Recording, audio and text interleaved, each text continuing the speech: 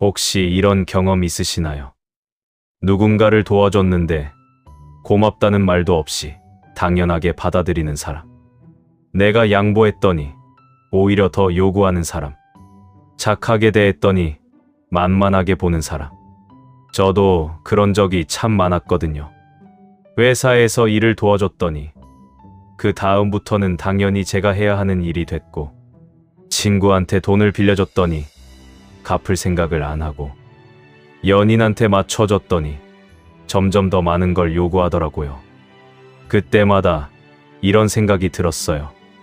왜 나만 이러지? 착하게 사는 게 잘못인가? 그냥 나쁜 사람처럼 살아야 하나? 근데 또 그렇게는 못 살겠더라고요. 본성이 그게 아니니까요. 그래서 참 혼란스러웠어요. 착하게 살자니 손해보고, 나쁘게 살자니 그건 또 못하겠고, 그 중간이 뭔지 모르겠는 거예요. 그러다가 쇼펜하우어의 글을 읽게 됐는데요. 그가 이런 말을 했더라고요. 선함과 어리석음은 다르다. 세상은 선한 사람을 존경하지 않는다. 다만 이용할 뿐이다. 처음에는 너무 냉정한 말 같았어요. 근데 곰곰이 생각해보니까 현실이더라고요. 세상은 착한 사람을 알아봐 주지 않아요. 오히려 약점으로 보고 이용하려 들어요. 그럼 어떻게 해야 할까요? 착함을 버려야 할까요? 아니에요. 쇼펜하우어가 말하려 했던 건 착함을 버려라가 아니에요. 현명하게 착해져라 예요. 오늘은 이 이야기를 깊이 해보려고 해요. 왜 착한 사람이 손해를 보는지, 착함이 이용당하는 구조가 뭔지, 그리고 어떻게 하면 착하면서도 손해보지 않을 수 있는지. 끝까지 들으시면 마음이 좀 정리되실 거예요. 그리고 앞으로 관계를 맺을 때 뭔가 달라지실 거예요. 자, 시작해 볼게요. 착한 사람들은 보통 어린 시절부터 그렇게 자라요. 부모님이 착하게 살아야 해, 남한테 잘해줘야 해, 이렇게 가르치잖아요. 그래서 우리는 착하게 사는 게 당연히 좋은 거라고 믿으면서 커요. 근데 사회에 나와보면 현실은 달라요. 착한 사람이 인정받는 게 아니라 목소리 큰 사람, 자기 주장 강한 사람이 인정받더라고요. 그래서 혼란스러운 거예요. 내가 배운 거랑 다른데 하면서요. 쇼펜하우어도 이런 세상의 모순을 일찍 깨달은 사람이에요. 그래서 그의 말에는 쓴맛이 있어요. 근데 그 쓴맛이 약이 되기도 하거든요. 오늘 그 약을 좀 나눠볼게요. 자, 먼저 이 질문부터 해볼게요. 왜 착한 사람이 손해를 볼까요? 그냥 운이 나빠서일까요? 아니에요. 구조적인 이유가 있어요. 쇼펜하우어는 이렇게 분석했거든요. 첫 번째 이유는 경계가 없기 때문이에요. 착한 사람들의 가장 큰 특징이 뭔지 아세요? 노를 못해요. 부탁을 받으면 거절을 못하고, 불합리한 요구를 받아도 그래 뭐 하면서 넘어가고, 싫은데도 싫다고 말을 못해요. 왜 그럴까요? 거절하면 상대방이 상처받을까 봐요. 거절하면 관계가 나빠질까 봐요. 거절하면 나쁜 사람이 될 것 같아서요. 그래서 참아요. 근데 그게 쌓이면 어떻게 되는지 아세요? 상대방은 이 사람은 뭘 해도 되라고 인식해요. 경계가 없으니까 마음대로 해도 되는 사람이 되는 거예요. 쇼펜하우어는 이렇게 말했어요. 스스로 경계를 세우지 않으면 남들이 그 경계를 정한다. 그리고 그들은 절대 당신에게 유리하게 정하지 않는다. 뜨끔하지 않으세요? 내가 선을 안 그으면 남이 그어요. 근데 남이 긋는 선은 항상 나한테 불리해요. 그러니까 내가 먼저 그어야 해요. 여기까지만 하고요. 두 번째 이유는 보상을 기대하기 때문이에요. 착한 사람들은 마음 한구석에 이런 기대가 있어요. 내가 이만큼 해줬으니까 저 사람도 나한테 이만큼 해주겠지. 근데 현실은요. 상대방은 그런 거 기억 안 해요. 아니, 기억은 하는데 갚을 생각이 없어요. 왜냐하면 당신이 공짜로 준 거니까요. 대가를 요구하지 않았으니까요. 쇼펜하우어는 인간의 본성에 대해 아주 냉정하게 봤어요. 그는 이렇게 말했거든요. 인간은 받은 호의를 기억하는 것보다 잊어버리는 것을 더 잘한다. 왜냐하면 기억하면 빚진 기분이 들기 때문이다. 사람들은 빚진 기분이 싫어요. 그래서 무의식적으로 당신이 해준 걸 잊어버리거나 축소해서 기억해요. 뭐 그렇게 대단한 것도 아니었는데 이러면서요. 그러니까 보상을 기대하고 베풀면 무조건 손해예요. 돌아오는 게 없으니까 속상한 거잖아요. 세 번째 이유는 자기 가치를 낮게 보기 때문이에요. 착한 사람들 중에 자존감이 낮은 분들이 많아요. 나는 별거 아니니까 내가 더 노력해야지. 저 사람이 화내는 건 내가 부족해서겠지. 이런 생각을 자주 해요. 그러니까 자기를 희생하는 게 당연하게 느껴지는 거예요. 근데 그렇게 하면 상대방도 당신을 낮게 봐요. 왜냐하면 당신이 스스로를 낮게 대하니까요. 쇼펜하우어는 이렇게 말했어요. 남들이 당신을 대하는 방식은 당신이 스스로를 대하는 방식을 따라간다. 내가 나를 소중히 대하면 남들도 그렇게 대해요. 근데 내가 나를 막대하면 남들도 막대해요. 착한 게 문제가 아니라 자기를 너무 낮추는 게 문제예요. 네 번째 이유는 거절당할까봐 두려워서예요. 착한 사람들은 거절을 무서워해요. 내가 거절하면 상대방이 날 싫어할까봐, 관계가 끊어질까봐. 그래서 무리한 요구도 들어줘요. 근데 아이러니하게도요. 거절 못하고 다 들어주는 사람들은 더 쉽게 떠나요. 왜냐고요? 존중이 없으니까요. 쇼펜하우어는 이렇게 말했어요. 존중은 적당한 거리에서 나온다. 너무 쉽게 얻을 수 있는 것에 사람들은 가치를 두지 않는다. 항상 예스만 하는 사람은 가치가 없어 보여요. 구하기 쉬우니까요. 오히려 적당히 거절하고 적당히 선을 긋는 사람이 더 존중받아요. 얻기 어려우니까요. 다섯 번째 이유는 착함을 정체성으로 삼기 때문이에요. 어떤 분들은 착한 사람이라는 게 자기 정체성이에요. 나는 착한 사람이야. 나는 남한테 싫은 소리 안 해. 나는 배려심 많은 사람이야. 이게 자기 자신을 정의하는 핵심이 된 거예요. 그러면 어떻게 되냐면요. 착하지 않은 행동을 하면 자기 자신이 무너지는 것 같아요. 거절하면 나는 착한 사람인데 이러면 안 되는데 하면서 죄책감을 느껴요. 그래서 계속 착한 척을 유지하려고 해요. 실제로는 힘든데도요. 쇼펜하우어는 이렇게 말했어요. 자신의 본성을 억누르고 가면을 쓰는 사람은 결국 그 가면에 질식한다. 착함이 진짜 당신의 모습이면 괜찮아요. 근데 억지로 착한 척하는 거면 그건 가면이에요. 그리고 가면은 오래 쓰면 숨이 막혀요. 이번에는 좀 더 깊이 들어가 볼게요. 왜 세상은 착한 사람을 이용하려 들까요? 그냥 나쁜 사람들이 많아서일까요? 그것도 있지만 더 근본적인 이유가 있어요. 쇼펜하우어는 인간의 본성을 깊이 연구한 사람이에요. 그래서 그의 통찰은 불편하지만 정확해요. 그는 이렇게 말했거든요. 인간은 본성적으로 자기 이익을 추구한다. 이것은 선악의 문제가 아니라 생존의 문제다. 모든 사람은 기본적으로 자기 이익을 먼저 생각해요. 이건 나쁜 게 아니에요. 자연스러운 거예요. 동물도 그렇잖아요. 문제는 여기서 시작돼요. 자기 이익을 추구하는 사람들이 자기 이익을 포기하는 사람을 만나면 어떻게 될까요? 당연히 이용하죠. 상대방이 손해보는 걸 감수하니까 내가 이익 보면 되는 거잖아요. 착한 사람은 이 구조에서 공급자가 돼요. 에너지를, 시간을, 감정을 공급하는 사람이요. 그리고 이기적인 사람은 소비자가 되고요.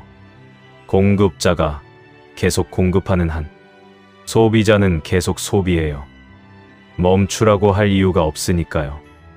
쇼펜하우어는 이렇게 비유했어요. 양은 늑대에게 착하게 굴어봐야 소용없다. 늑대의 본성은 양을 잡아먹는 것이기 때문이다.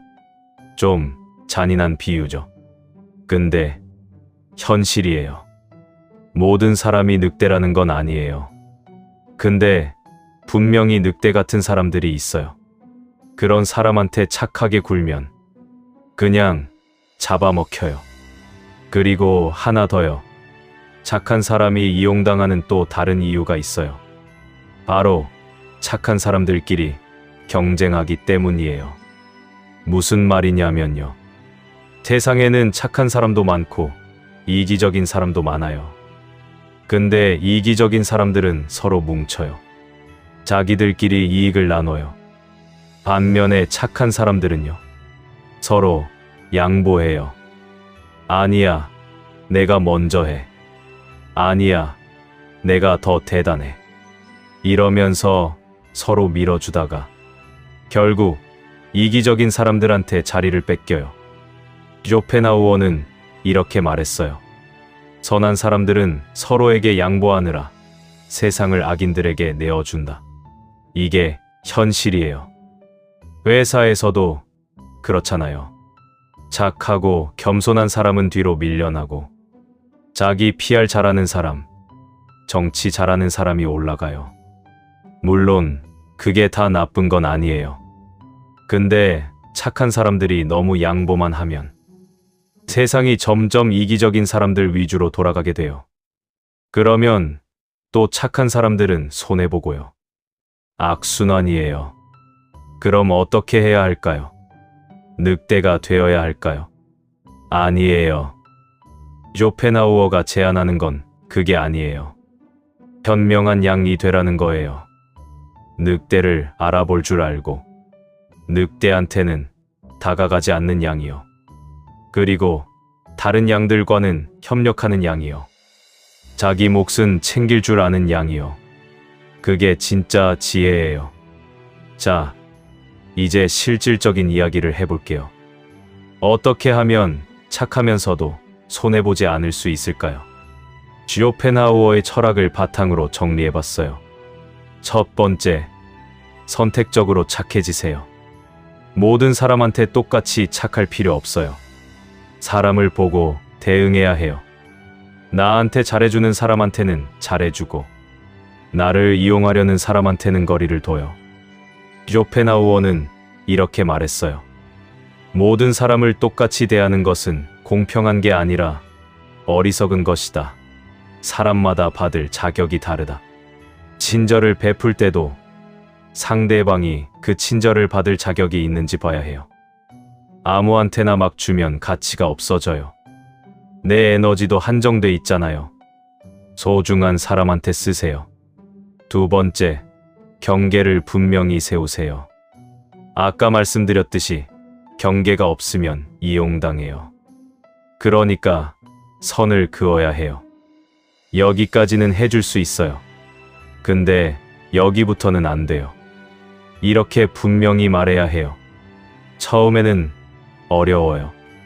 상대방이 기분 나빠할까봐 걱정되잖아요. 근데 생각해 보세요.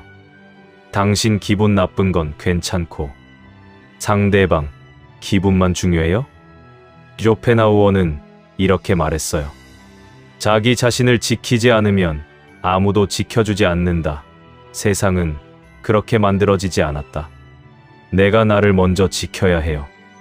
그래야 남도 나를 존중해요. 세 번째, 거절하는 연습을 하세요. 거절은 기술이에요. 연습하면 늘어요.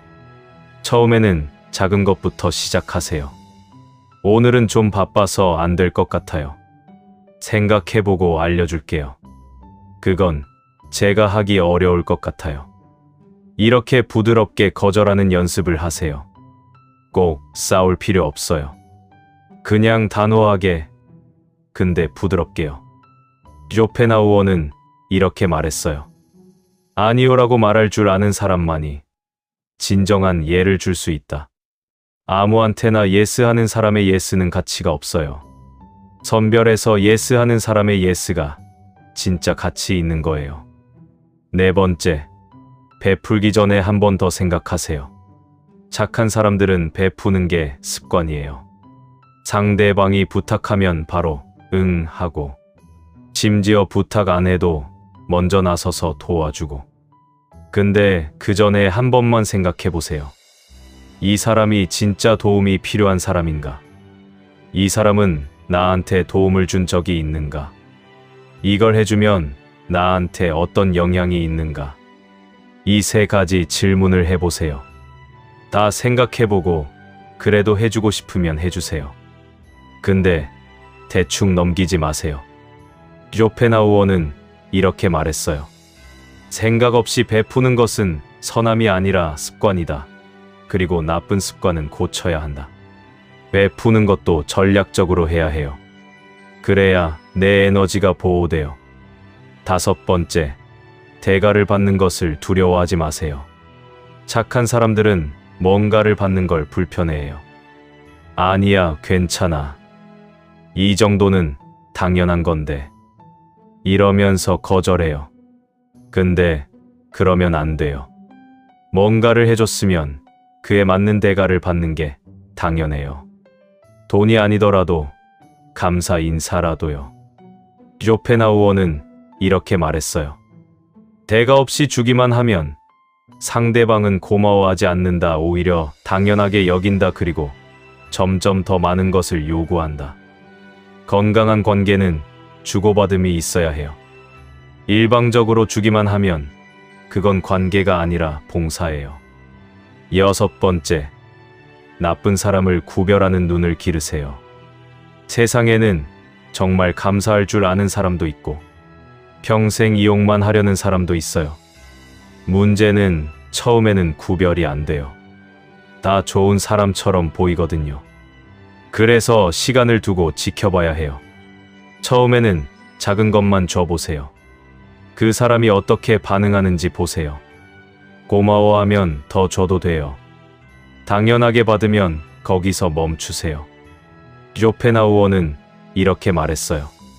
사람의 본성은 작은 일에서 드러난다. 작은 것에 감사하지 않는 사람은 큰 것에도 감사하지 않는다. 관찰하세요. 시간이 걸리더라도요. 서두르지 마세요. 일곱 번째, 자기 자신에게 먼저 착해지세요. 이게 제일 중요해요. 착한 사람들은 남한테는 엄청 잘해주면서 자기한테는 엄격해요. 자기는 쉬지도 못하게 하고, 자기는 실수해도 안 되고, 자기는 힘들어도 표현하면 안 되고, 그러면 에너지가 고갈돼요. 쇼펜하우어는 이렇게 말했어요. 자기 자신을 학대하면서 남을 돌보는 것은 선함이 아니다. 그것은 자기 파괴다. 비행기 안전 수칙 아시죠? 산소 마스크가 내려오면 먼저 자기 거 쓰고 그 다음에 옆 사람 도와주라고 하잖아요. 왜요? 내가 쓰러지면 아무도 못 도우니까요. 인생도 마찬가지예요. 내가 먼저 건강해야 남도 도울 수 있어요. 여덟 번째, 착함의 정의를 바꾸세요. 착하다는 게 뭘까요? 남한테 싫은 소리 안 하는 거요? 다 들어주는 거요? 아니에요. 그건 착한 게 아니라 무력한 거예요. 진짜 착함은 뭘까요? 쇼펜하우어는 이렇게 정의했어요. 진정한 선함은 약함에서 나오는 것이 아니라 강함에서 나오는 것이다. 해칠 수 있는 힘이 있으면서 해치지 않는 것. 그것이 진짜 선함이다. 거절할 수 있는데 안 하는 게 아니라 거절할 수 있으면서 필요할 때는 거절하고 도와줄 수 있으면서 적절한 사람한테 도와주는 것. 그게 진짜 착함이에요. 힘이 없어서 그냥 당하는 건 착함이 아니에요. 그건 그냥 약함이에요. 오늘은 쇼펜하우어의 철학을 통해 착한 사람이 왜 손해보는지, 그리고 어떻게 하면 현명하게 착할 수 있는지 이야기해봤어요. 정리해볼게요. 첫째, 착한 사람이 손해보는 이유는 경계가 없고, 보상을 기대하고, 자기 가치를 낮게 보고, 거절을 두려워하고, 착함을 정체성으로 삼기 때문이에요. 이 중에 해당되는 거 있으시면 고치셔야 해요. 둘째, 세상은 자기 이익을 추구하는 사람들로 가득 차 있어요. 그들은 착한 사람을 이용하려 들어요. 이건 그들이 나빠서가 아니라 그게 자연스러운 본성이기 때문이에요. 그걸 인정하고 대비해야 해요. 셋째, 착함을 버리라는 게 아니에요. 현명하게 착해지라는 거예요. 선택적으로 베풀고, 경계를 세우고, 거절할 줄 알고, 자기 자신을 먼저 챙기세요. 넷째, 진짜 착함은 약함에서 나오는 게 아니에요. 강함에서 나오는 거예요. 거절할 수 있는데 안 하는 게 아니라 거절할 수 있으면서 적절히 거절하는 것. 그게 진짜 착함이에요. 쇼펜하우어는 인간에 대해 냉정한 시선을 가졌던 사람이에요. 그래서 그의 말이 불편하게 느껴질 수 있어요. 근데 그 불편함이 약이 되기도 해요. 현실을 직시해야 대비할 수 있으니까요. 저도 예전에는 막 베풀고 막 희생하고 그랬어요. 근데 그러다가 너무 지쳐서 나 자신을 잃어버릴 뻔했거든요. 그때 쇼펜하우어의 말을 듣고 정신 차렸어요. 아, 나도 소중한 사람이구나. 내 에너지는 한정돼 있구나. 아무한테나 다 주면 안 되는구나. 지금은 좀 달라졌어요. 여전히 착하려고 노력하지만 선택적으로 착해요. 나를 소중히 대하는 사람한테 더 잘해주고, 나를 이용하려는 사람한테는 선을 그어요. 그랬더니 오히려 관계가 좋아지더라고요. 존중받는 느낌이 드니까 나도 더 기분 좋게 베풀 수 있고요. 착하게 살아서 손해봤다고 느끼시는 분들, 그건 착함의 문제가 아니에요. 방법의 문제예요. 오늘 이야기가 그 방법을 찾는데 조금이라도 도움이 되었으면 좋겠습니다. 당신의 착함은 소중해요. 근데 그 착함이 당신을 해치게 두지는 마세요. 착함은 지켜야 하지만 당신도 지켜야 하니까요.